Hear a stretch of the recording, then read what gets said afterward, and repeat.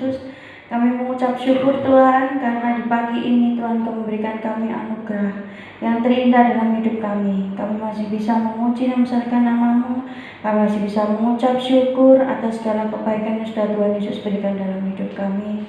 Terima kasih Tuhan, terima kasih Bapa. Saat ini kami mau memuji dan membesarkan nama-Mu Tuhan. Kiranya Engkau berkati pada kami di pagi ini Tuhan. Engkau lawat setiap hati kami Bapa. Kami percaya Tuhan, kuasa-Mu terjadi atas kehidupan kami saat ini Tuhan. Terima kasih Tuhan Yesus, terima kasih Bapa. Kami siap untuk memuji dan membesarkan nama-Mu Bapa. Dalam nama Tuhan Yesus Kristus kami sudah berada mengucap syukur dari Mu. Amin. Kita akan pujikan Bapa, Engkau sungguh baik.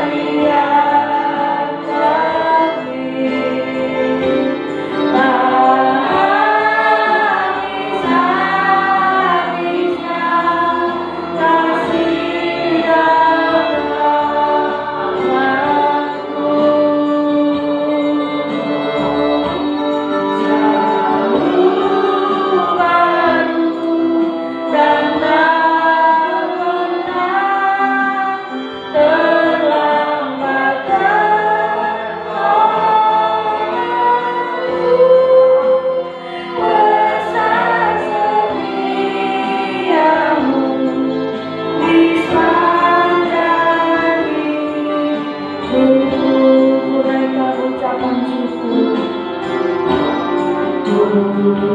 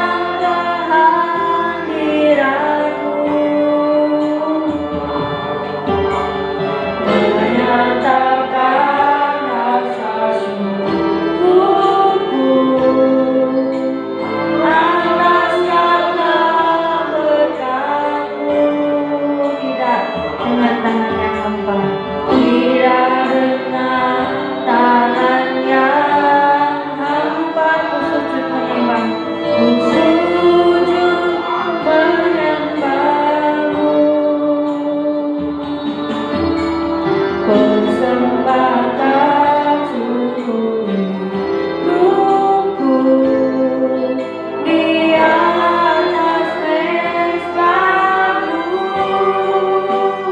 Segalanya yang kumiliki, semuanya daripadamu, dan ku bawa persembahanku yang terbaik hanya bagimu. Segalanya, segalanya yang kumiliki, semuanya daripadamu, dan ku bawa persembahanku yang terbaik hanya. Kami undang Bapak Ibu saudara kembali berdiri, dan ku bawa persembahanku yang terbaik hanya bagi. Sekali lagi kan kami bawa, dan ku bawa persembahanku yang terbaik hanya bagimu. Kepada kami persilakan. Bapa di surga, kami bersyukur untuk pagi hari ini. Kami semua anak-anak-Mu, kami semua hamba-hamba-Mu boleh ada di rumah yang kudus untuk beribadah bersama-sama, menaikkan rasa syukur kami atas segala berkat, rahmat, kemurahan Tuhan yang Tuhan limpahkan dalam hidup kami. Kami yakin dan percaya pujian dan penyembahan kami sudah naik dari Tuhan menjadi satu dupa yang berbau harum, dan dari semuanya itu berkat Tuhan melimpah atas hidup kami semuanya. Kami semua sehat, kami semua kuat karena pertolongan Tuhan Yesus Kristus. Sebentar kami akan mendengarkan firman Tuhan. Kami mau menyiapkan hati kami, pikiran kami, kehidupan kami untuk kami kembali diisi oleh kebenaran firman Tuhan. Kuatkan kami, teguhkan iman kami supaya kami kuat oleh kebenaran firman Tuhan yang selalu menuntun dalam tiap langkah hidup kami, hingga hidup kami semakin dan semakin baik, benar, dan berkenan kepada Tuhan. Berfirmanlah Tuhan melalui hamba-Mu, dan kami semua siap mendengar dan menjadi pelaku-pelaku firman Tuhan. Di dalam nama Tuhan Yesus yang siap menerima firman Tuhan, katakan bersama-sama. Amin. Silakan duduk kembali. Puji Tuhan Bapak Ibu Saudara. Mari kita akan belajar bersama-sama firman Tuhan dari Injil Lukas pasal 9 ayat yang ke-23. Silakan yang bawa Alkitab dibuka, kalau enggak yang bawa HP boleh buka. Injil Lukas 9 ayat 23.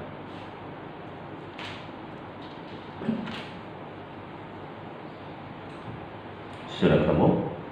Kalau sudah ketemu, saya undang kita sekali lagi berdiri bersama-sama. Kita baca bersama-sama dan kita aminkan bersama-sama. Injil Lukas pasal 9 ayat yang ke-23, demikian firman Tuhan. 2-3. Katanya kepada mereka semua, setiap orang yang mau mengikut aku, ia harus menyangkal dirinya, memikul salibnya setiap hari, dan mengikut aku. Amin. Silakan duduk kembali. Bapak Ibu, hari ini kita mau belajar bersama-sama dalam satu renungan firman Tuhan, tema berani bayar harga. Berani bayar harga. Perhatikan ayat ini adalah kata Tuhan Yesus. Kata Tuhan Yesus kepada mereka semua. Siapakah mereka ini? Mereka semua adalah murid-muridnya. Siapakah murid-muridnya? Siapakah murid-murid Yesus? Saya dan saudara semuanya. Kita semua adalah murid-muridnya. Kita semua adalah anak-anaknya. Berarti kata-kata ini berlaku juga untuk saya dan Bapak Ibu saudara semuanya.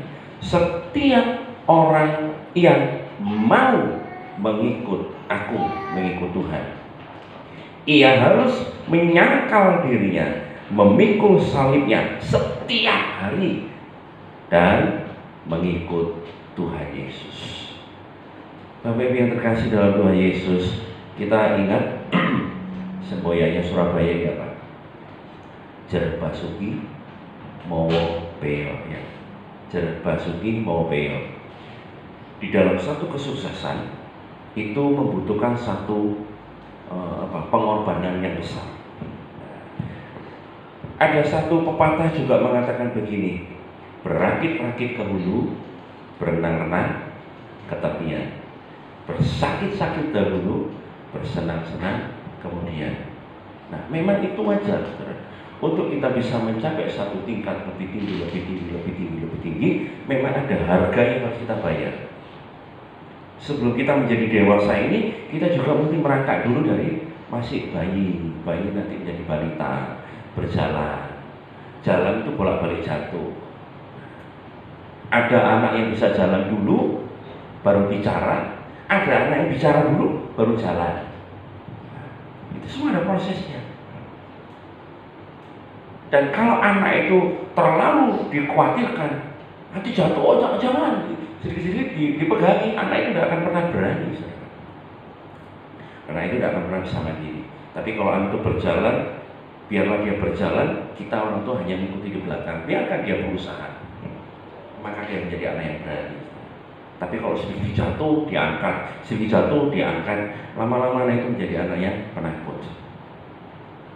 Biarkan aja dia jalan, dilihat aja. Kita sebagai orang lihat, pokoknya sesuatu kalau itu, itu bahaya, langsung ambil. Nah, Bapak Ibu yang terkasih, inilah artinya tidak ada sesuatu yang berharga yang kita dapatkan dengan mudah, tapi harus dengan usaha. Dari ayat ini kita mendapatkan satu pengertian bahwa Tuhan Yesus juga memberikan teladan berani bayar harga. Tuhan Yesus sendiri loh berani bayar harga. Untuk bisa mendapatkan saya dan saudara semuanya ini, Yesus juga berani bayar harga. Caranya bagaimana? Dia yang mulia turun ke dunia, menjadi manusia sama dengan saya dan saudara semuanya. Dia yang mulia turun ke dunia, menjadi manusia, terus mati di kayu salib, berani bayar harga. Untuk apa? Untuk mendapatkan saya dan saudara. Perhatikan ya, Alkitab mencatat dan menuliskan bahwa tidak ada manusia yang mencari Tuhan, tidak ada. Tetapi Tuhan yang mencari manusia. Awal pertama kejatuhan manusia dalam dosa, bukan manusia yang mencari Tuhan, tapi Tuhan yang mencari. Adam, Hawa, di manakah engkau? Jadi ingat ya, Tuhan berani bayar harga, merendahkan dirinya. Dia yang menciptakan manusia, dia mau merendahkan diri, berani bayar harga. Jadi Bapak Ibu yang terkasih dalam Tuhan Yesus Kristus, Tuhan Yesus memberi teladan, berani dengan bayar harga dengan cara turun ke dunia menjadi manusia, mati di kayu salib untuk menebus dosa kita semuanya. Itu terdapat dalam Filipi pasal 2 ayat yang ke-8. Filipi pasal 2 ayat yang ke-8. Demikian firman Tuhan. Dan dalam keadaan sebagai manusia, ia telah merendahkan dirinya dan taat sampai mati, bahkan sampai mati di kayu salib. Loh, ini yang Yesus lakukan. Dia berani bayar harga. Ketaatannya ini yang membuat dia ini betul-betul dia menunjukkan bahwa dia itu benar-benar mengasihi semua umat manusia. Sebagai rasa kasih sayangnya, cinta kasihnya kepada semua umat manusia, dia berani bayar harga. Dan tidak ada manusia yang mau mengorbankan dirinya untuk sesamanya selain dari manusia Yesus Kristus. Ingat Bapak Ibu yang terkasih, Tuhan Yesus datang ke dunia tidak membawa agama, ya. Sekali lagi, Tuhan Yesus datang ke dunia tidak membawa agama. Tetapi Tuhan datang ke dunia ini membawa misi pendamaian, misi penyelamatan. Ingat ya, Tuhan Yesus datang ke dunia tidak membawa agama Kristen, ya kan? Tidak ada. Kita coba cari di Alkitab ini. Yesus datang ke dunia membawa agama Kristen, tidak ada. Tidak akan tertulis itu. Tapi Yesus datang ke dunia membawa misi pendamaian dan misi penyelamatan. Pendamaian apa? Mendamaikan antara kita dengan Bapa di surga. Hubungan manusia karena dosa terputus didamaikan oleh Tuhan Yesus. Misinya apa lagi? Setelah kita didamaikan dengan Bapa, kita diselamatkan. Hanya kita dikembalikan hubungan baik kita dengan Tuhan, terus kita diselamatkan, ditebus dosa kita. Roma 3 ayat 25a. Demikian firman Tuhan. Kristus Yesus telah ditentukan Allah menjadi jalan pendamaian karena iman di dalam darahnya. Artinya hanya Tuhan Yesus Kristus yang ditentukan Allah Bapa di surga untuk menjadi jalan pendamaian karena iman dalam darahnya. Jadi bukan yang lainnya, bukan karena kebaikan kita, bukan karena amal ibadah kita, bukan karena rajinnya kita ibadah kita diselamatkan, bukan karena kita besarnya pengorbanan kita, materi kita, bukan, tapi karena iman di dalam Kristus Yesus, karena anugerah. Kalau Efesus 2:8 berkata, Efesus 2:8, karena anugerah kita diselamatkan oleh iman, bukan karena perbuatan baik kita. Dengan cuma-cuma kita selamatkan. Jadi Bapak Ibu sekali lagi, Tuhan Yesus datang ke dunia bukan untuk membawa agama, tetapi membawa misi pendamaian dan penyelamatan. Dan Dia berani membayar harga. Sudah dilakukan semuanya. Kalau kita kembali ke ayat yang tadi, katanya kepada mereka semua, setiap orang yang mau mengikut aku, ia harus menyangkal dirinya, memikul salibnya setiap hari, dan mengikut aku. Ada 3 hal yang akan kita pelajari dalam hal ini. Kira-kira apa yang kita bisa berikan? Harga apa yang Tuhan inginkan dalam hidup kita untuk bisa kita lakukan menjadi pengikut-pengikut Kristus? Yang pertama, menyangkal diri. Tuhan mau sebelum kita mengikut, ya, setiap orang, perhatikan kata yang mau, masih mau ya, belum menjadi, yang mau mengikut aku, ia harus menyangkal diri. Jadi proses yang pertama, harga apa yang kita bisa lakukan, harga apa yang bisa kita bayar? Yang pertama adalah menyangkal diri. Apa itu menyangkal diri?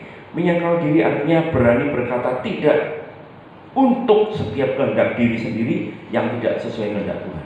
Itu menyangkal diri. Berani berkata tidak untuk setiap kehendak kita sendiri yang tidak sesuai dengan kehendak Tuhan. Itu menyangkal diri. Karena apa, saudara? Ketika kita menginginkan sesuatu, lalu kita berkata tidak, kita ini sedang ada pertentangan. Hiduplah oleh roh, maka kamu akan dipimpin oleh roh. Tapi kalau kamu hidup oleh kedagingan, maka kamu akan dipimpin oleh kedagingan. Ya, ini sedang ada pertentangan. Ini yang namanya butuh penyangkalan diri. Kita mau ibadah enggak ya? Ibadah enggak ya? Ibadah ini ada penyangkalan, saudara. Ada penyangkalan. Bapak Ibu kembali ke sini, menyangkal diri, berani berkata tidak untuk setiap apa yang tidak sesuai dengan kehendak Tuhan. Artinya kita mendahulukan Tuhan, itu lebih mulia, lebih utama daripada mendahulukan kepentingan kita sendiri. Jadi ini namanya menyangkali diri. Menyangkali diri juga berarti mengorbankan segala bentuk dari kepentingan diri sendiri. Menyangkali diri sendiri. Semua kita pasti punya rencana, semua kita pasti punya keinginan. Bapak Ibu yang terkasih dalam Tuhan, artinya gitu, kita berani mengorbankan segala bentuk kepentingan diri kita sendiri untuk Tuhan. Seperti Tuhan katakan begini, hukum yang utama dan yang pertama adalah kasihilah Tuhan Allahmu dengan segenap hatimu, dengan segenap jiwamu, dengan segenap akal budimu, dan dengan segenap kekuatanmu. Ini yang Tuhan mau. Ini yang namanya menyangkali diri. Bisa nggak kita seperti itu? Mengutamakan Tuhan dari segala-galanya. Bapak Ibu yang terkasih, memang hari-hari ini kita ini seperti apa ya? Secara jasmani kita ini merosot. Secara rohani kita juga pasti merosot. Kenapa? Persekutuan dengan saudara-saudara iman akhirnya menjauhkan. Secara online, jujur aja kalau secara online, saya berpikir begini, ibadah online, apakah betul-betul membuat orang itu semakin dekat sama Tuhan, atau malah jauh dari Tuhan, atau malah biasa-biasa saja? Coba perhatikan. Saya perhatikan, oh sekarang ini ada yang berkata begini, bersyukurlah karena corona. Karena apa? Dengan adanya corona, maka ibadah-ibadah di rumah itu akan berjalan. Faktanya, apakah benar seperti itu? Apakah benar seperti itu? Nanti ketika new normal lagi, apakah orang akan bergerak maju? Karena sudah terlena, sudah terbiasa kayak gitu. Bapak Ibu yang terkasih, ini cara iblis itu bagaimana? Memutar, masuk. Bukan kita ini anti dengan hal seperti itu, tapi faktanya seperti itu. Ada beberapa orang kepingin. Yang penting adalah kita mengikuti protokol kesehatan dan mengikuti apa yang dilakukan, yang disarankan, dianjurkan oleh pemerintah. Tetap jaga jarak, pakai masker kemana-mana, itu penting. Memang penting masker itu. Ketika kita berbicara dengan seseorang, ini kan ada namanya istilahnya OTG. Kita nggak tahu ya, tapi ketika kita pakai masker itu, menurut kesehatan itu mencegah, memang mencegah, betul-betul mencegah. Hari-hari ini memang hari-hari yang menakutkan, tapi pilihan selalu ada pada kita. Berani tidak kita bayar harga? Nah, saudara, berani tidak kita bayar harga? Seperti Tuhan Yesus mengorbankan dirinya. Yang kedua, pikul salib. Artinya apa? Pikul salib bukan berarti kita pikul salib seperti Yesus pikul salib. Nah, kalau pada masa-masa Romawi itu, ketika orang dinyatakan bersalah dan dia dihukum, maka dia harus memikul salibnya sendiri. Dan itu dipertontonkan kepada semua orang bahwa ini loh orang yang bersalah, ini loh orang yang jahat. Dia harus pikul salibnya sendiri. Tetapi Tuhan Yesus memikul salib waktu itu bukan karena kesalahannya, bukan karena dosanya, tapi karena dosa saya dan Bapak Ibu saudara semuanya. Yesus dipertontonkan di depan orang banyak, dipermalukan di depan orang banyak, sampai dia dinaikkan di atas kayu salib. Saudara, pikul salib artinya pengikut Kristus harus siap menderita aniaya, baik secara fisik ataupun secara psikis. 2 Timotius 3:12 berkata begini, memang setiap orang yang mau hidup beribadah di dalam Kristus Yesus akan menderita aniaya. Ikut Yesus jangan supaya enak-enak saja, ikut Yesus supaya sukses, ikut Yesus supaya kaya. Di mana ayatnya? Mungkin ada orang yang berkata begini, marilah kepadaku semua orang yang letih lesu dan berbeban berat, aku akan memberikan kelegaan kepadamu. Titik. Jadi ikut Yesus sudah enak. Ketika kita punya masalah, kita datang kepada Tuhan. Ketika kita menghadapi ini, kita bisa datang Tuhan, Tuhan akan tolong. Benar, saudara. Tapi perhatikan ayat selanjutnya. Pikulah kuk yang kupasang. Ini tidak dijelaskan lagi. Jarang hamba Tuhan menyampaikan itu. Yang disampaikan hanya begitu, marilah kepadaku semua yang letih lesu dan berbeban berat. Nanti ada kelanjutannya. Pikulah kuk. Artinya jerbasuki mobil. Ketika kami ingin mendapatkan semuanya itu, hadapi semuanya. Tapi aku juga akan bersama dengan kamu. Aku menyertai kau. Itu kata Roh Kudus. Senantiasa sampai kepada akhir zaman. Carilah kerajaan Allah, maka semuanya akan ditambahkan kepadamu. Nah, pikirannya hanya ikut Tuhan itu akan hidup enak, ikut Tuhan itu akan sukses, ikut Tuhan itu akan melimpah harta kekayaannya. Wondas, Tuhan tidak pernah menjanjikan itu. Tuhan tidak pernah menjanjikan itu. Karena misi Tuhan ke dunia adalah bukan membuat kita ini kaya, tapi misinya adalah penyelamatan kita. Hidup kekal di dalam kerajaan surga. Percaya kata Nabi? Itu misinya. Dan ini yang punya kepentingan kita. Mau enggak kita masuk ke sana? Nah, harus berani bayar harga. Yang pertama adalah sangkal diri. Yang kedua, pikul salib. Yang ketiga, yang terakhir, baru mengikut Yesus. Apa artinya mengikut Yesus? Melakukan kehendak Tuhan dengan jalan mengikuti ajaran dan teladan yang diajarkan oleh Tuhan Yesus. Mengikut Yesus itu artinya melakukan kehendak Tuhan dengan jalan melakukan ajaran dan teladan yang Yesus berikan. Melalui apa? Melalui setiap hamba-hamba Tuhan yang menjadi teladan. Kita melihat orang itu yang baik-baiknya saja. Orang melihatnya pasti yang jelek-jeleknya. Baiknya 100, nanti jeleknya 1. Yang jelek itu menjadi besar adalah jeleknya. Kalau saya mau lihat yang baiknya saja, baiknya tak ambil, yang jeleknya no. Saudara, kalau kita mengikuti teladan dan ajaran Tuhan Yesus, tidak ada yang jelek, semuanya baik. Bukannya baik, semuanya benar dan patut dilakukan. Nah, itu artinya mengikut Yesus. Dengan kata lain, mengikut Yesus tidak hanya sekedar memberikan banyak teori-teori atau ajaran, tetapi juga melakukan. Kalau kita mau mengikut Yesus, bukan hanya sekedar kita banyak teori. Saya sudah membaca Alkitab, satu Alkitab ini 1 tahun sekali saya habis. Saya dalam 1 tahun bisa 2 kali habis. Yang artinya mengikut Yesus bukan berapa banyak kita baca ayat-ayat Alkitab ini, tapi berapa banyak kita sudah melakukan apa yang Tuhan perintahkan.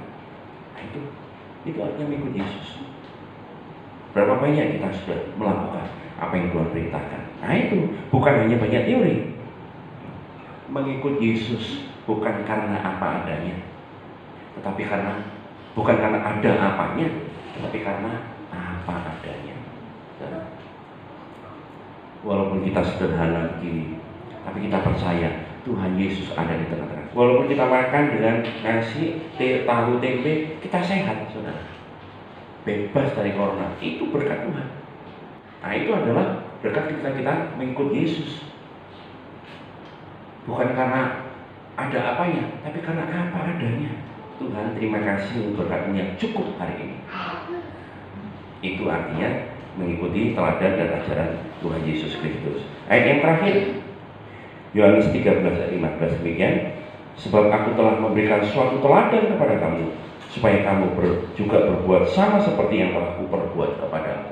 Aku telah memberikan teladan kepadamu, supaya kita juga melakukan apa yang Tuhan Yesus lakukan. Dia berani bayar harga. Pertanyaannya, berani tidak kita bayar harga? Siapkah kita mengikut Kristus? Kalau kita berani berkata siap, beranikah kita bayar harga?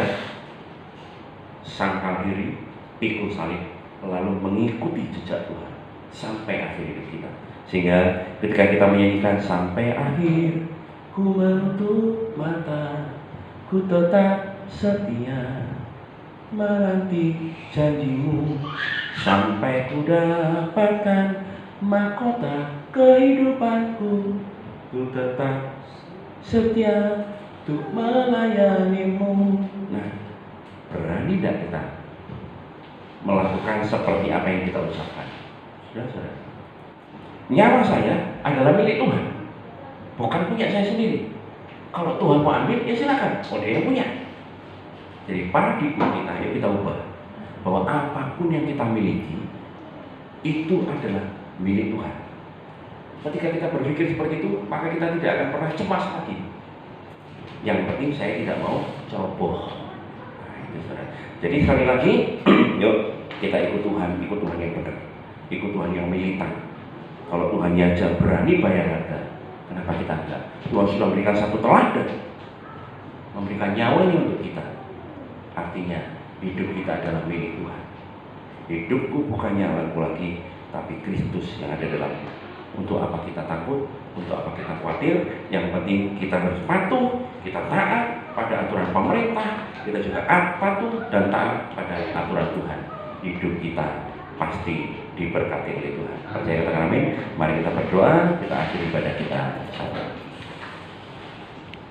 Kami bersyukur Tuhan karena Engkau sungguh baik dalam hidup kami, bahkan teramat sangat baik dalam hidup kami. Terima kasih Tuhan untuk ibadah kami saat ini. Kami menyerahkan hidup kami semua ke dalam tangan-Mu sepenuhnya, memberikan kehidupan kami ke dalam tangan Tuhan. Engkau tahu Tuhan apa yang ada di dalam setiap hati kami masing-masing. Engkau mengetahui Tuhan kecemasan kami, Engkau mengetahui Tuhan kekhawatiran kami, Engkau mengetahui Tuhan ketakutan kami. Saat ini juga kami serahkan dalam tangan. Engkau mengetahui kebimbangan-kebimbangan kami serahkan dalam tangan Tuhan. Di masa pandemi ini, jujur kami mengakui kami merasa takut, kami merasa cemas, kami merasa khawatir dengan keadaan yang seperti ini. Ekonomi semakin hari semakin memburuk, pekerjaan kami semakin hari semakin merosot, secara duniawi hidup kami semakin hari semakin merosot. Tapi pagi hari ini Tuhan, kami mau datang kepada Tuhan. Kami mau menyerahkan semuanya ke dalam tangan Tuhan. Kami mau sangkal diri, kami mau pikul salib, kami mau mengikut Engkau. Kami menyerahkan hidup kami sepenuhnya ke dalam tangan Tuhan. Biar Tuhan sendiri yang membentuk hidup kami. Apapun yang terjadi dalam hidup kami yakin dan percaya Tuhan memberikan yang terbaik dalam hidup kami. Memberikan yang terbaik untuk kesehatan kami, memberikan yang terbaik untuk pekerjaan kami, memberikan yang terbaik untuk usaha kami, memberikan yang terbaik untuk pelayanan kami. Yang terbaik segala satunya Tuhan berikan dalam hidup kami. Dan semuanya kami kembalikan untuk hormat kemuliaan nama Tuhan. Berkati kami semua Tuhan. Berkati kami yang hadir saat ini Tuhan. Berkati saudara kami yang belum hadir, yang belum bisa beribadah bersama-sama dengan kami, dimanapun mereka berada. Tuhan tolong berkati mereka semuanya. Sebentar kami mau pulang, kami menyerahkan hidup kami semua ke dalam tangan-Mu. Tutup bungkus kami dengan kuasa darah Tuhan Yesus Kristus. Saudara yang terkasih, angkat kedua tangan-Mu dan arahkan hatimu kepada Tuhan. Terimalah berkat Tuhan. Tuhan memberkati engkau dan melindungi engkau.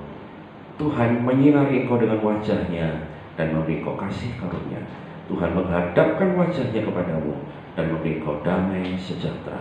Dengan iman, ulang, terimalah berkat, kuasa, anugerah dari Allah Bapa, Putra dan Roh Kudus di dalam nama Tuhan Yesus Kristus.